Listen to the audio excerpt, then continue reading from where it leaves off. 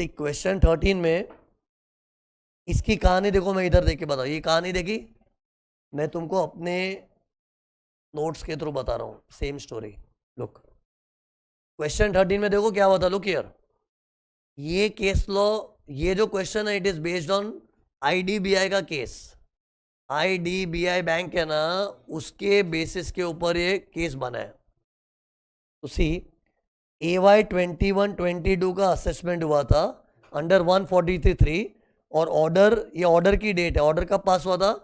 15 जून 2022 को order pass हो गया था। ओके, असेसमेंट ऑर्डर डेट है। और ऑर्डर में देखो क्या हुआ था, 3 पॉइंट पर डिस्कशन हुआ था। सी, जब स्क्रूटिनी होती है ना, तो मैंने क्या बोला, हर चीज खोल के नहीं बैठते, कुछ 4-5 पॉइंट के ऊपर डिस्कशन होता है। तो ये एसएससी के केस में ना 3 पॉइंट पे डिस्कशन हुआ था। गिनाऊं, एक, ये देखो, 1 2 3। और डिस्कशन का नतीजा क्या था में, एक अनएक्सप्लेन क्रेडिट करके कुछ डिस्कवर किया एओ ने, उसको इनकम में जोड़ दिया। यू नो अनएक्सप्लेन क्रेडिट क्या है? मेरे बुक्स ऑफ अकाउंट्स में ना कुछ क्रेडिट है, जैसे देखो, cash account debit to mister Rakesh, mister Rakesh credit है। एंट्री बोलना सुना नहीं तो एंट्री क्या बोला, cash account debit to Rakesh, तो टू राकेश क्रेडिट हो गया ना।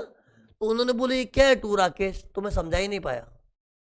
राकेश नाम का कोई पार्टी नहीं था, ऐसे कुछ भी डाला है। मैं बोला मैंने राकेश से लोन लिया है। बोले कौन है राकेश, उसका पैन कार्ड दे, आधार कार्ड दे, कौन है, पता ही नहीं पाया। उनको मालूम पड़ा जरूरी तेरी इनकम है। कितने लोग क्या करते, इनकम को लाइबिलिटी की तरह पेश करते। हमने तो लोन लिया उससे, एक्चुअली उसको इनकम मिली थी, लेकिन इनकम नहीं बताने तो उसने क्या बताया, हमने राकेश से लोन लिया है, दे देंगे वापस।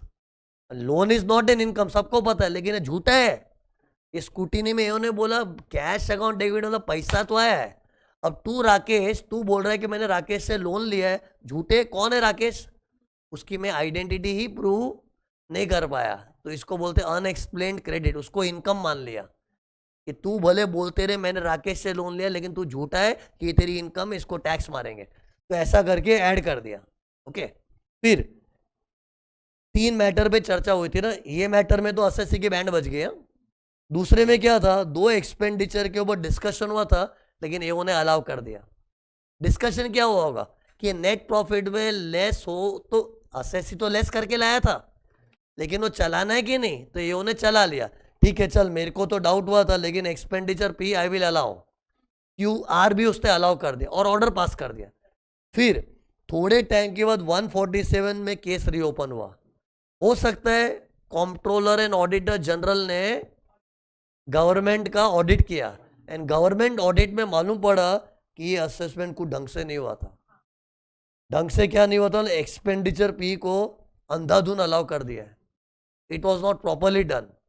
तो पता है मैंने रफ CAS के अंदर बताया था कि अगर ऑडिट ऑब्जेक्शन आता है, सी इस समय ऐसा लिखा नहीं, I am just explaining you to feel कि हो सकता है ऐसा कोई ऑडिट ऑब्जेक्शन आया होगा, उसमें बोला कि असेसमेंट ढंग से नहीं हुआ, खास करके एक्सपेंडिचर पी को ऐसे अंधाधुन अलाउ कर दिया गया, इट्स रॉन्ग, तो इसको रीओपन किया जाए। तो ये उन्हें रीओपन किया, और रीओपन करके क्या कर दिया, देखो जो चीज अलाउ हुई थी उसको डिसअलाउ कर दिया। तो ये कर दिया, और ये ऑर्डर कब पास हुआ, 9 दिसंबर 23 को पास हुआ था। और ये 147 मतलब किसने किया था, एओ ने किया था। ये हो गया। फिर थोड़े टाइम के बाद CIT CCIT राउंड पे निकलते ना, राउंड पे निकलते मतलब कौन सा थियरी, 263। तो राउंड पे निकला तो उसने ऐसे रैंडमली ये चीज चेक की, तो CIT CCIT ने बोला यार तूने क्या अलाउ किया था, चल ठीक है ये तो बाद में डिसअलाउ हो गया, ठीक है चलेगा, लेकिन तूने एक्सपेंडिचर आर को कैसे अलाउ किया। ये CIT जब राउंड पे निकला, एओ को ताने मारा कि तूने अलाउ कैसे किया, this is erroneous, prejudicial to government. Tell me the government को प्रीजुडिस कैसे पहुंचा। अरे कुछ अलाउ करना मतलब प्रॉफिट चौटा हो गया, प्रॉफिट चौटा तो टैक्स कम, एसएससी के मजे, लेकिन गवर्नमेंट को नुकसान हुआ। तो इस बात का सीन खड़ा कर दिया किसने, CIT CCIT, और वो 263 का तलवार लेके आ गया है। ओके, तो टेल मी इसके लिए 263 कर सकते कि नहीं, 263 कर तो सकते ही है। अरे आज अगर कुछ अलाउ हुआ है और अलाउ होना एरोनियस है and it is prejudicial to government, तो 263 कर तो सकते ही है। है ना, तो इसको 263 में ले ही सकते हैं ना, लेकिन उसकी टाइम लिमिट क्या है, 2 इयर्स। लेकिन कहां से गिनना है इसके ऊपर बहस हो रही है इस सम में। क्वेश्चन में ये आर्ग्यूमेंट नहीं 263 हो सकता है कि नहीं, हो सकता है, लेकिन उसका 2 इयर्स गिनना कैसे। दो ऑप्शन क्या है, या तो मेन ऑर्डर से 2 इयर्स गिनो, या फिर दूसरा जो रीअसेसमेंट ऑर्डर है वहां से 2 इयर्स गिनो।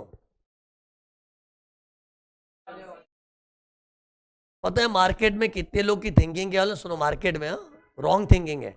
एक बार असेसमेंट होता है, उसके बाद रीअसेसमेंट होता है ना, तो पुराना ऑर्डर कचरे की पेटी में डाल दो। रीअसेसमेंट मतलब नई चीज आ गई है, मतलब ये रॉन्ग थिंकिंग है। स्टूडेंट को भी बहुत बार लगता है, हाँ एक बार मेरा रीअसेसमेंट हुआ ना, तो रीअसेसमेंट मतलब पहले का जो जूना ऑर्डर है उसको फाड़ के फेंक दो, नया वाला लेके चलो।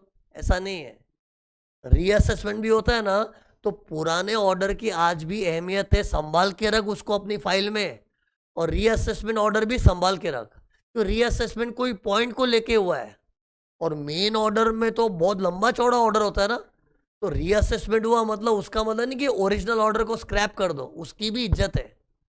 और कितने लोग ये बोलते हैं कि एक बार ऑर्डर रीअसेस हुआ है तो 2 इयर्स का टाइम यहां से गिनना चाहिए, क्योंकि ओरिजिनल ऑर्डर तो जूना हो गया ना, और हम नई चीज से गिनेंगे 147 से।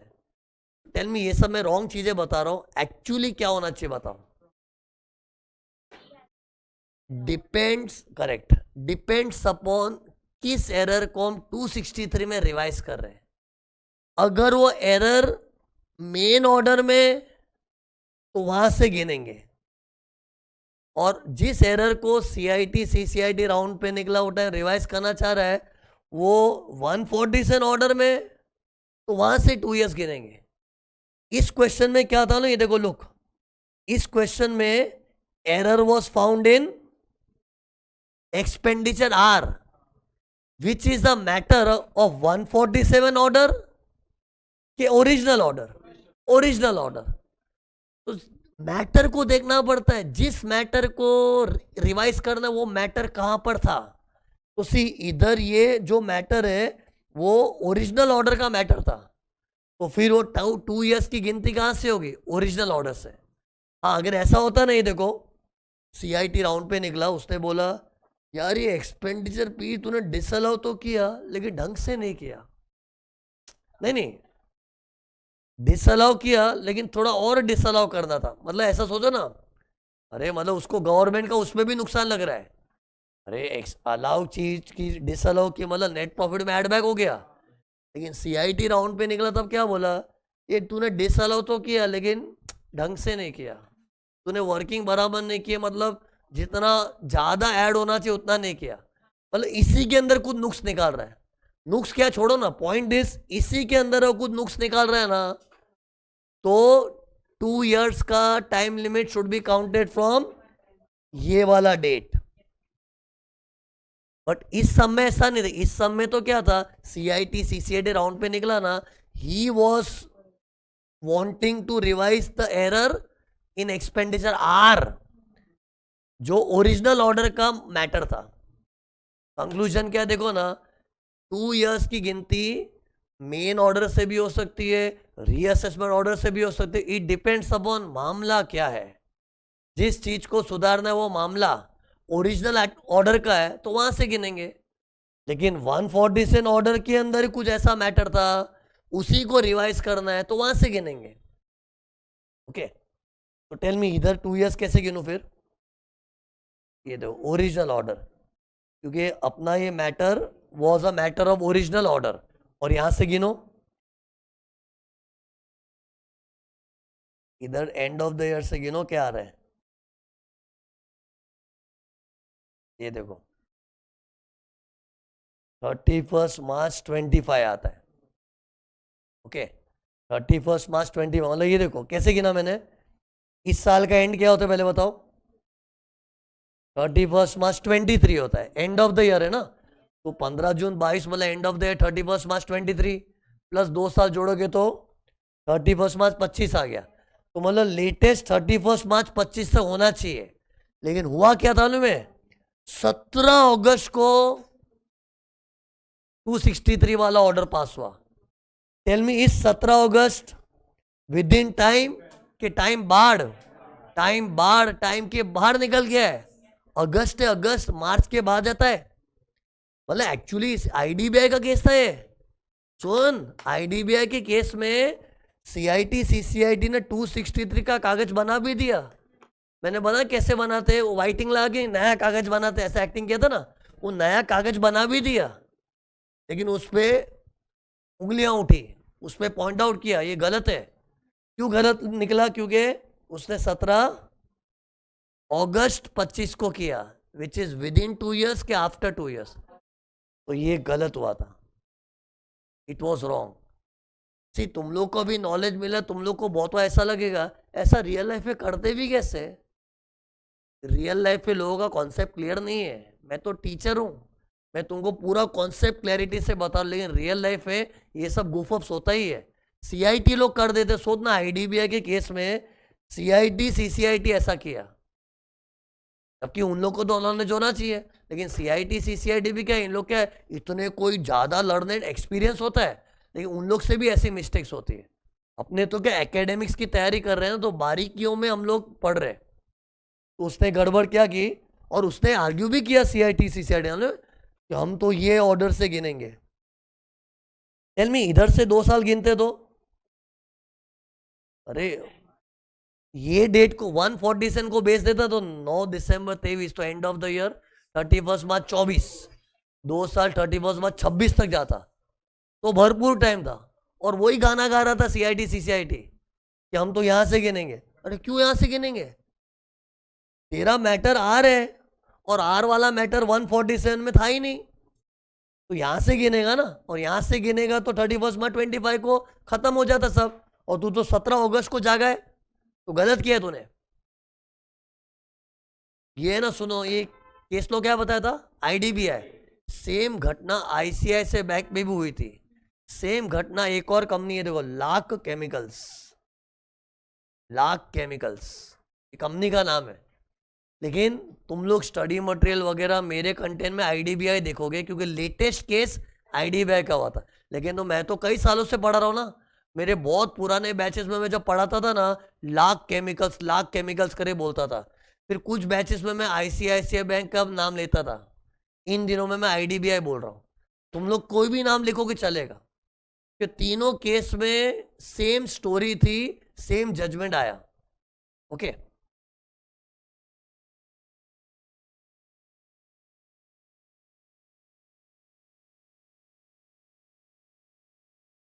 इसको कैसे मतलब, अभी डिसल हो गया ना, तो किया ही ना, कर सकते हैं ना। टेल मी, ये 147 में डिसअलाउ किया, ऐसे ही नहीं किया होगा, रफ सीएस में से कोई इंफॉर्मेशन आई होगी। 147 हुआ मतलब इट इज अंडरस्टूड, इम्प्लाइड है कि रफ सीएस में से कुछ हुआ होगा। तो मैंने एग्जाम्पल भी क्रिएट किया ना, रफ सीएस में से हो सकता है ऑडिट ऑब्जेक्शन आया होगा। एक्चुअली क्या है छोड़ो ना, बट ऐसा मैं इमेजिन कर रहा हूँ, but some information should have been definitely there, तभी तो 147 हुआ। और 147 को क्वेश्चन भी नहीं कर रहा है कि सही था गलत था, हुआ था, चलना तेरे को क्या करना, हुआ था। तू इस पे ध्यान दे कि 263 सही वक्त पे हुआ है कि गलत हुआ है। वो गलत हुआ है, क्योंकि 263 में हम एक्सपेंडिचर आर को छेड़ना चाह रहे हैं, जो मेन ऑर्डर का पॉइंट था, तो वहां से गिनोगे तो 31 मार्च 25 है, और उसके बाद हो रहा है तो टाइम बार हो गया। ओके, सी ये 263 का भी एक्शन कुछ एरर होगा, इसलिए हुआ होगा। मेरे को बताओ, 147 करना है तो what should be the reason? Rough CS में से कुछ इंफॉर्मेशन मिली एस्केपमेंट की, है ना। अब सुनना, 263 करने वाले ने क्या सोचा होगा, आईसीसी में से कुछ हुआ है। क्या होता है आईसीसी? मेरा कीवर्ड याद है, मेरे एओ ने इंक्वायरी नहीं किया, सीबीडीटी के खिलाफ गया, high court jurisdiction, high court या सुप्रीम कोर्ट के खिलाफ गया, आईसीसी था ना। अरे इससे तेरे शार्प हो रहा है माइंड। 263 इन्वोक करना है मतलब there should be some ICC, जिसके बेस पे बोलो भाई एरर हुआ है, गवर्नमेंट का नुकसान हुआ है। और 147 जब होता है मतलब रफ CS में से कुछ तो हुआ है। एनीवे मैं एक्स्ट्रा बात कर रहा हूँ, क्या बार बार अलग अलग टोन से बोल बोल के क्या अपने दिमाग में री इन्फोर्स हो रही कुछ चीजें। ओके, तो ये खत्म हो गया क्वेश्चन नंबर 13। ओके, यस,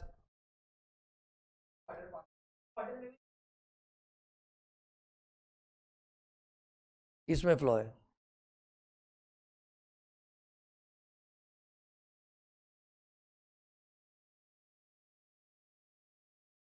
सी उसका डाउट कैसा है, देखो ये सर इधर सुनो, अभी मैंने क्या बोला, अगर एरर मेन ऑर्डर में तो मेन ऑर्डर से गिनो। पहले मेरा सुनो फिर मैं उसका डाउट बता रहा। एरर मेन ऑर्डर में तो मेन ऑर्डर से गिनो, अगर 147 में एरर है तो वहां से गिनो। तो क्या बोल रहा है सर, ये तो 147 में एरर है ना, कि 147 में एक्सपेंडिचर पी को ही डिसअलाउ किया, आर को क्यों छोड़ दिया, आर को क्यों छोड़ दिया? अरे आर को छोड़ा उसके लिए कुछ इंफॉर्मेशन नहीं थी, और 147 ढंग से नहीं किया, कोई एरर नहीं है।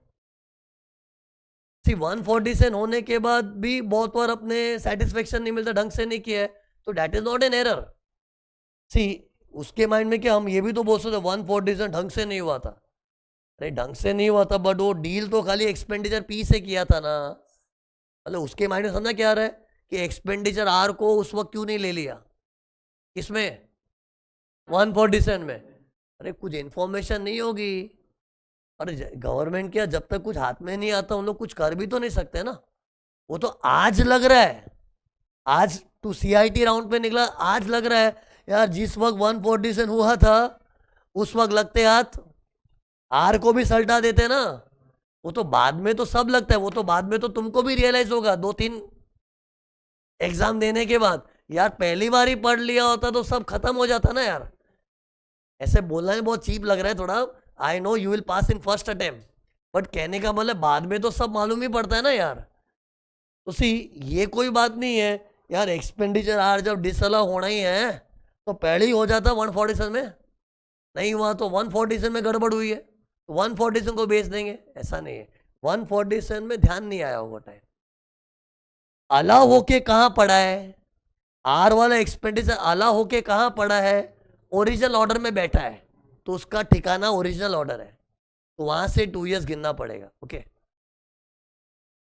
तो this was question number 13। Okay,